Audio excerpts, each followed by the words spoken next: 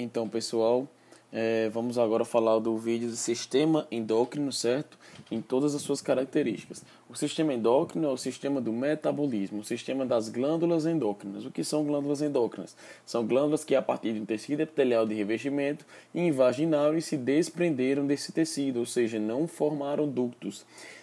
E liberam sua secreção através da corrente sanguínea, secreção esta, os hormônios, né, que vão chegar no seu sítio de ação e agir distalmente do local de produção dessa glândula, geralmente, certo?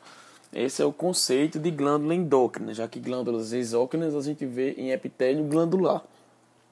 Das glândulas endócrinas a gente tem diversas de alta importância, como a hipófise, talvez a mais importante, que regula importantes metabolismos do corpo. Temos, no sentido crânio-caudal, a glândula tireoide, depois da hipófise, bem como a glândula paratireoide, que tem suas funções metabólicas bastante proeminentes. Glândula paratireoide com sua função osteomuscular, com sua função de metabolismo do cálcio, certo? Através de seu produto hormonal. O timo também tem um papel endócrino. Glândulas suprarrenais, glândulas de importante função vascular, função de volemia, certo? Que a gente vai ver, produção hormonal também, bem como o pâncreas endócrino, né? Que é uma glândula que tem porção exócrina e endócrina, já que o pâncreas é uma glândula mista, e as glândulas sexuais que nós vamos ver separadamente nos sistemas reprodutores. Então, iniciando com glândula tireoide e paratireoide. Glândula tireoide é uma glândula em formato de borboleta, localizada na região anterior do pescoço, certo? E posteriormente a ela, a gente encontra 4 glândulas paratireoide, certo? Então, tireoide na região anterior, com seus lóbulos direito, esquerdo e istmo, e posteriormente as paratireoides, certo? Então, como é que a gente visualiza essa lâmina? Na verdade, a gente pegar um corte, a gente pode ter uma lâmina que a gente visualize tireoide e paratireoide numa mesma lâmina. Então, eu gosto dessa foto, eu faço essa foto para a gente marcar uma diferença da classificação, já adiantando, das glândulas endócrinas. As glândulas endócrinas, histologicamente, se dividem em glândulas foliculares e glândulas cordonais.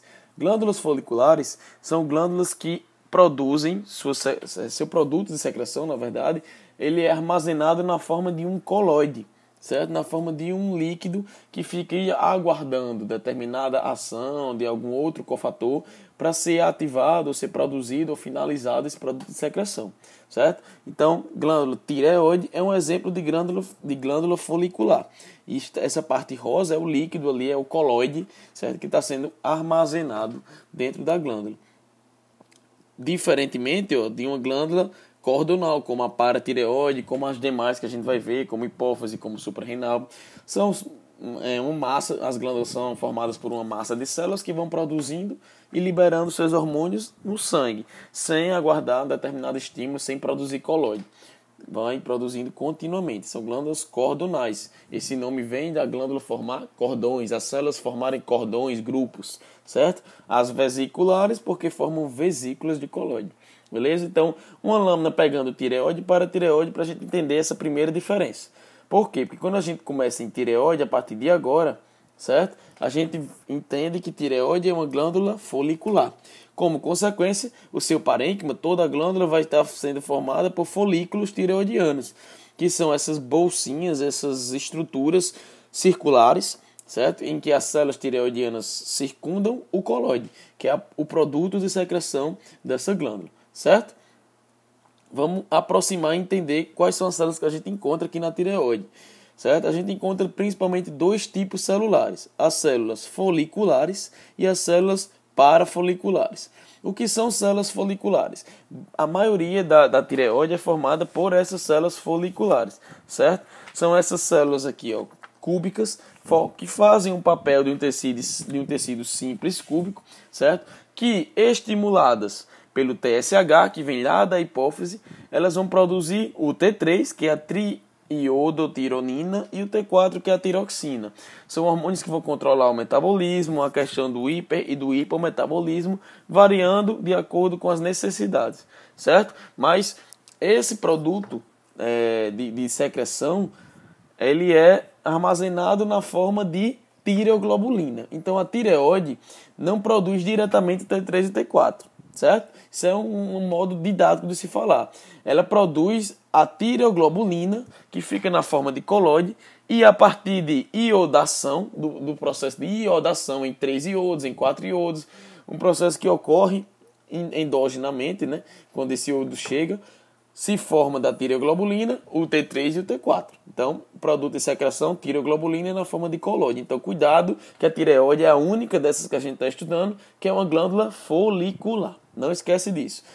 Produzido, por consequência, das glândulas, das células foliculares, certo? Uma glândula vesicular, certo? Outra célula que a gente encontra, está aqui o colóide rosinha, certo? Marcou aqui no centro é o colóide. Outra célula que a gente encontra são as células parafoliculares. Como é que a gente visualiza? São essas células mais claras que ficam em grupos de 2 ou 3 células, mais ou menos, no meio de várias células foliculares, no meio dos folículos, das vesículas, certo? Então são as células de núcleo maior, bem maior, elas são grandes e claras, certo?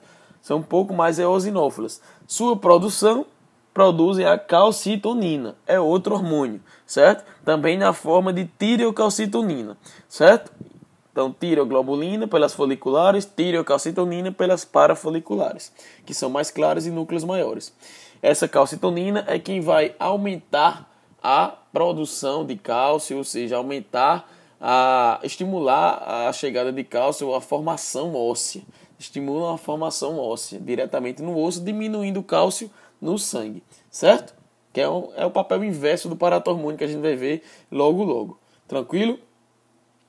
Pegando uma glândula paratireoide, que já é uma glândula cordonal, a gente não enxerga aquelas vesículas, não enxerga os folículos, já que não é uma glândula vesicular, é uma glândula cordonal, certo? Então, como é que a gente encontra uma glândula cordonal? Um monte de células agrupadas em cordões, entre aspas, em fileiras, certo? Então, viu esse monte de pontinho roxo, a gente está falando de paratireoide. Aqui na paratireoide, a gente encontra 2 tipos de células importantes, mas as principais, a maioria desses pontinhos roxos, são as células principais. O próprio nome diz.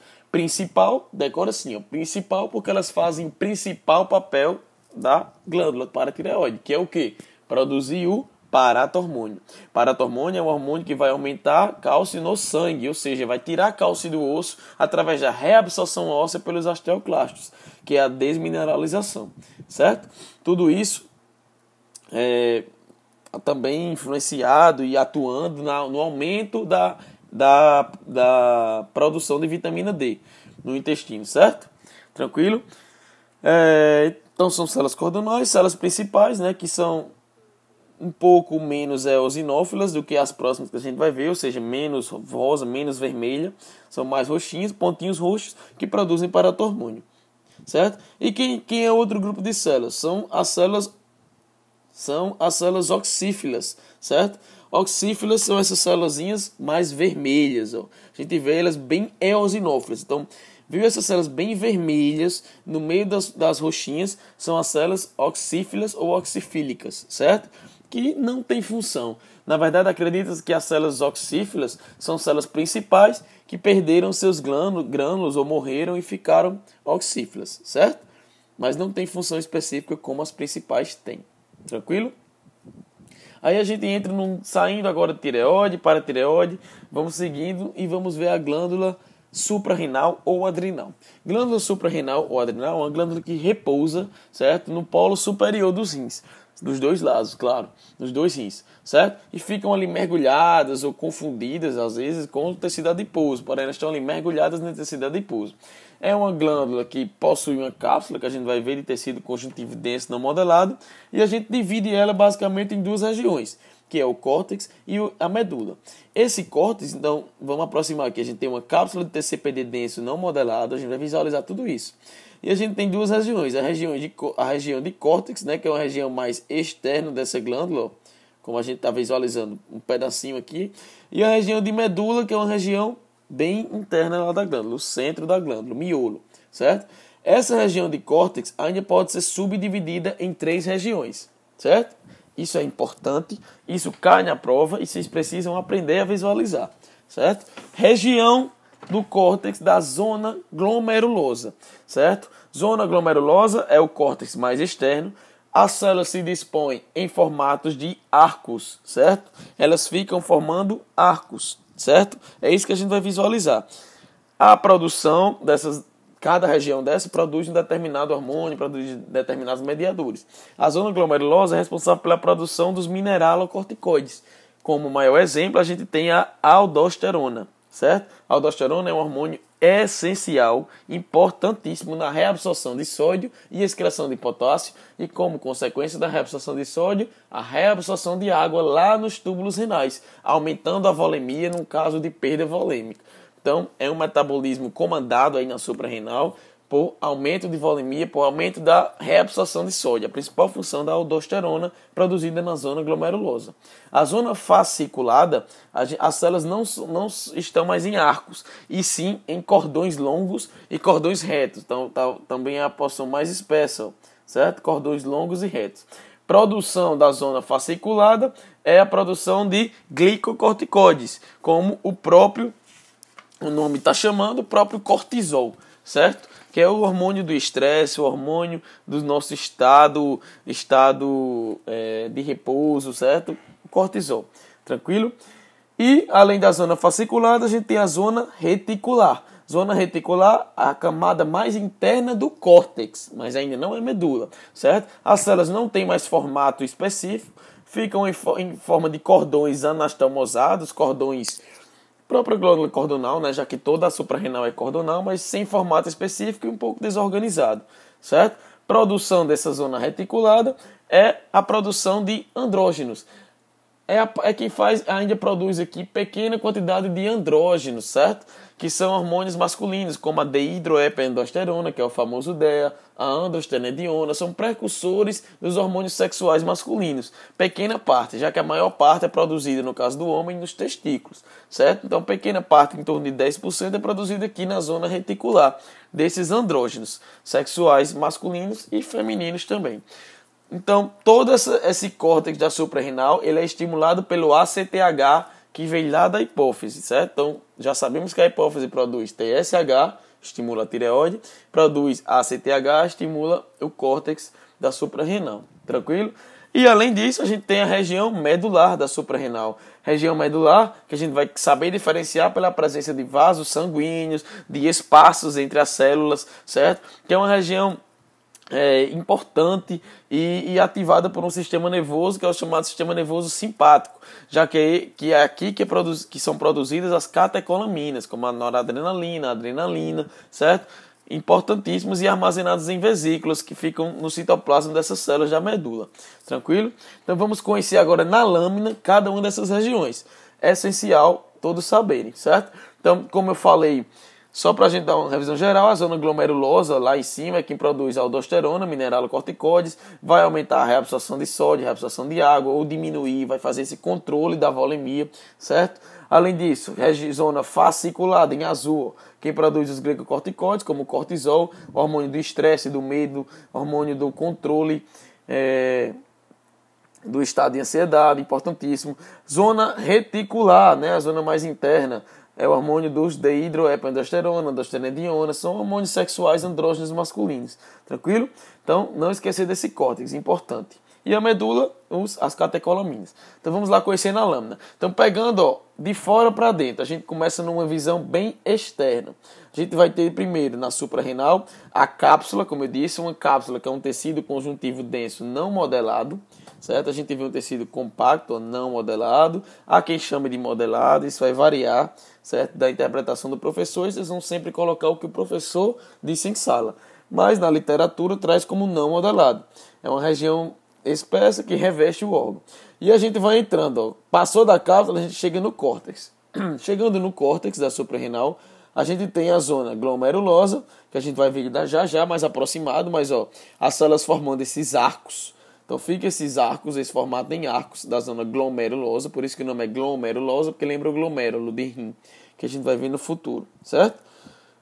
Zona fasciculada, depois da glomerulosa, as células ficam formando cordões retos, bem longos, uma zona bem espessa, certo?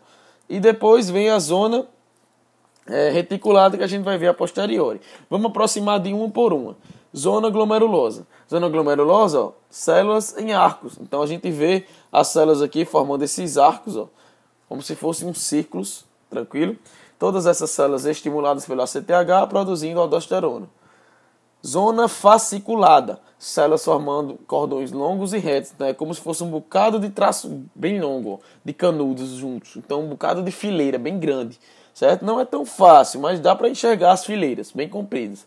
Diferente da zona reticulada. Retículo lembra emaranhado, lembra de fibra reticular, então lembra emaranhado, certo? Então, células em formato irregular, a gente não vê aqueles cordões, realmente parece, são emaranhadas, células desorganizadas, certo? Então, realmente parece com a fasciculada, porém aqui a gente consegue ver as fileiras. Aqui não, a gente vê uma desorganização, não vê nenhuma fileira.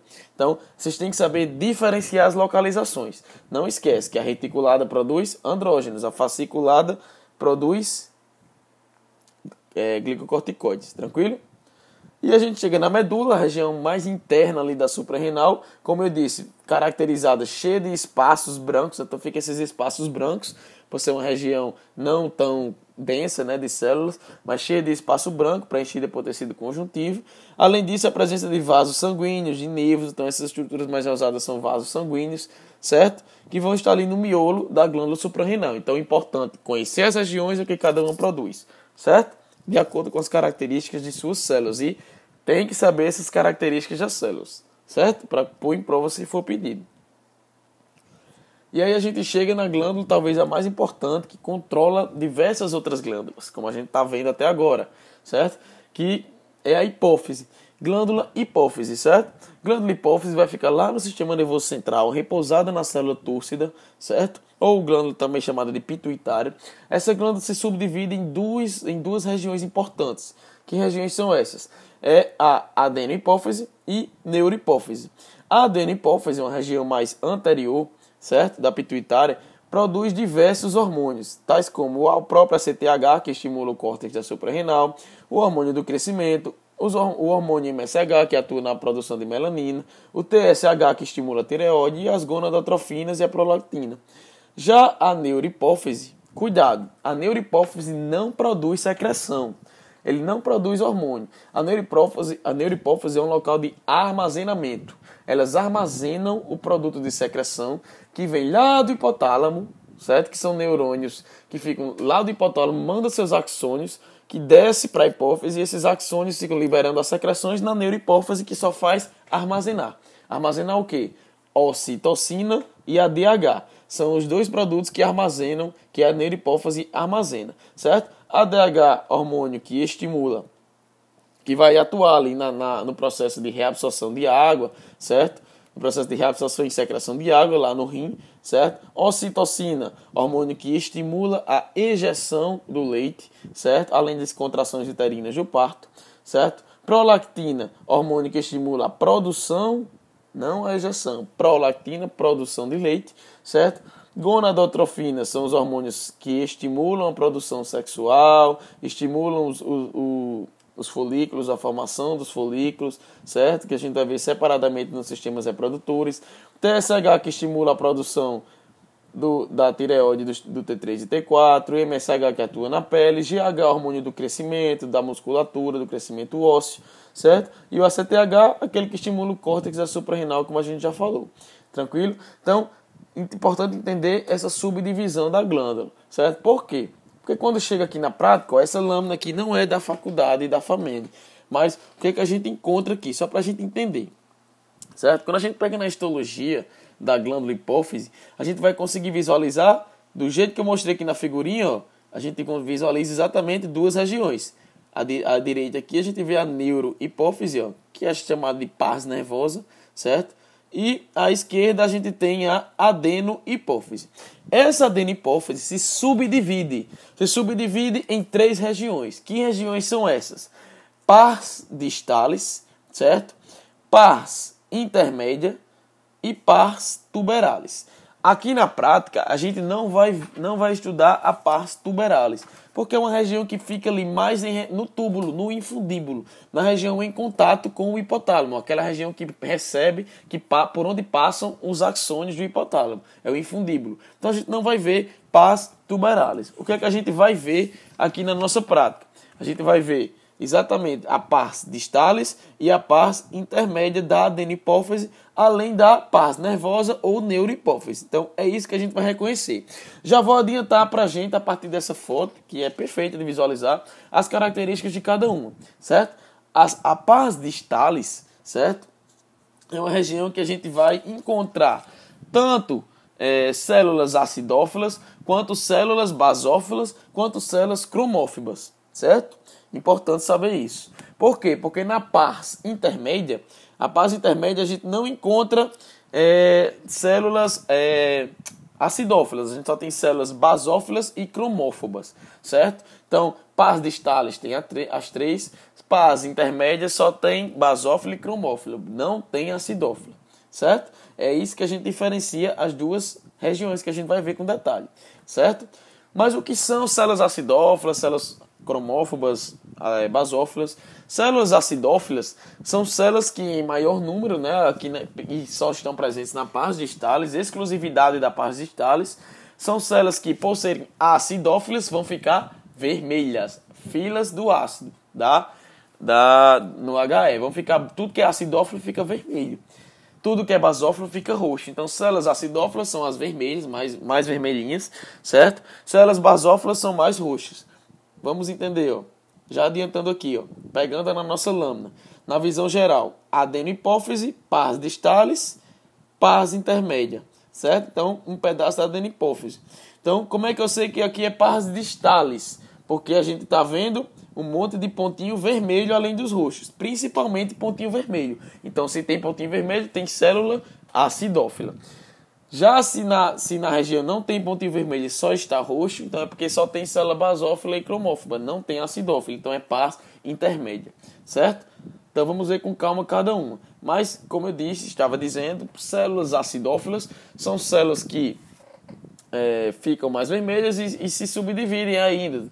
Temos os somatótrofos, certo? Que são células que vão produzir o GH. Temos os mamotrófos, que vão produzir a prolactina, certo? Já das basófilas, a gente tem os corticotrófos, que é quem produz a CTH, os gonadotrófos, que é quem produz FSH e LH, e os tireotróficos, que é quem produz o TSH. Tudo isso que a gente está falando, aquilo que eu disse, são os produtos da adenipófise, porque neurohipófise não tem nada de célula produzindo, só armazena, que a gente vai ver depois, beleza? Mas para a prática, a gente não precisa saber diferenciar qual é a célula acidófila, o tipo de célula acidófila, se é somatotrófico, mamotrófico, não. Na prática, a gente tem que saber se são células acidófilas, cromófobas ou basófilas. Então, vamos lá aproximar aqui. Célula acidófila, como eu disse, fica bem vermelha. Então, são essas células vermelhas, bem rosa, certo? Células basófilas ficam roxas. Então, qualquer bolinha mais roxa são basófilas. E cromófobas são células, acreditas que são basófilas que perderam grânulos. Então, ficam brancas, sem cor. Fobia de cromo, fobia de cor. Então, ficam brancas. Certo? Então, aprendam a diferenciar as três e, a partir disso, as regiões. Se estamos vendo células acidófilas nesse corte, estamos falando de pars distalis. É a única região da adenipófise que tem acidófila. Certo? Já na pars intermédia, a gente não tem acidófila. A gente só encontra células cromófobas, que são as células brancas, e células basófilas, principalmente. São essas bem roxas. Certo? Então, não tem acidófila. Pars intermédia. Uma coisa também legal que fala a favor, que a gente pode olhar e dizer, opa, pars intermédia, que é característica da pars intermédia, é a presença desses folículos aqui, ó. São folículos residuais que não têm função.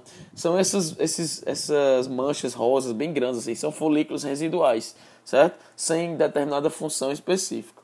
Tranquilo? Então, aprendam a diferenciar a adenipófise na pars distalis e intermédia, que é importante saber em suas células. Beleza?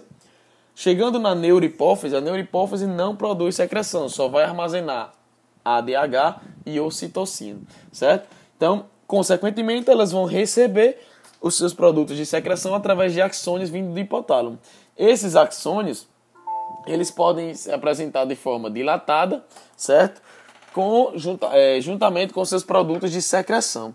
Que produtos de secreção? Exatamente esses hormônios, certo? Esses hormônios que eu acabei de falar, a DH e a ocitocina. Então, se esses axônios aqui na neurohipófise, que é uma massa de células nervosas, de células, eles ficam aqui, ó, dilatados. Vamos ver, uma faixa mais rosa, mais escura, bem grossa. Então, são axônios dilatados com a sua secreção hormonal, né? Essa neurosecreção, a DH e a ocitocina dentro. A gente chama isso de corpos de Henry, ou Herring, como vocês quiserem chamar. Aprendam só a escrever. Mas corpos de Herring, eu chamo Herring, certo? São axônios dilatados com a neurosecreção ali dentro. Então a gente fica bem evidente o que marca ser a região a neurohipófise. Vamos aproximar, ó. Então, corpos bem dilatados, ó, então ficam bem rosa, bem mais grossos, com núcleos ali, ó, dessas células nervosas, com a secreção ali dentro. Então fica bem evidente, bem marcante na neurohipófise, certo? Além disso, a gente pode encontrar esse próprio corpo de Henry. Eles ficam em um corte transversal, né? Não mais longitudinal, mas eles cortados transversalmente. Ficam assim, a bolinha rosa, e com determinadas células que ficam aqui na borda desses corpos de neurônio, desses axônios, de neurônio. Que células são essas? São os pituícitos, certo? Pituícitos são células que são homólogas às células da neuróglia. Neuróglia, aquelas células que dão sustentação ali aos nervos periféricos, certo? Então, pituícitos são essas células que ficam aqui na borda do axônio, circundando o axônio, dando sustentação a esses axônios vindos do hipotálamo, certo? Então, lembrar que corpos de Henry e pituícitos com seus axônios são características da neurohipófise ou pars nervosa, como quiser chamar, certo? A pars tuberalis a gente não vai ver porque fica lá no infundíbulo, é uma região que vai envolver o infundíbulo, certo? Mas é basicamente contido de células também basófilas, certo? Não tem células acidófilas, tranquilo? Então, queria agradecer, né? Espero que tenha ajudado. Também se atentar para não esquecer do pâncreas endócrino, né? Que a gente vê bem evidente em sistema glandular lá. Por quê? Porque o pâncreas é uma glândula mista. Então não esquece do pâncreas endócrino, certo? Já que no glandular a gente viu que ele tem os ácidos serosos, que é a porção exócrina, mas tem também as ilhotas de Langerhans, que é a porção endócrina, importantíssimo, que produz insulina, glucagon e somatostatina, certo? Não esquecer. Espero ter ajudado e é isso aí, galera. Valeu!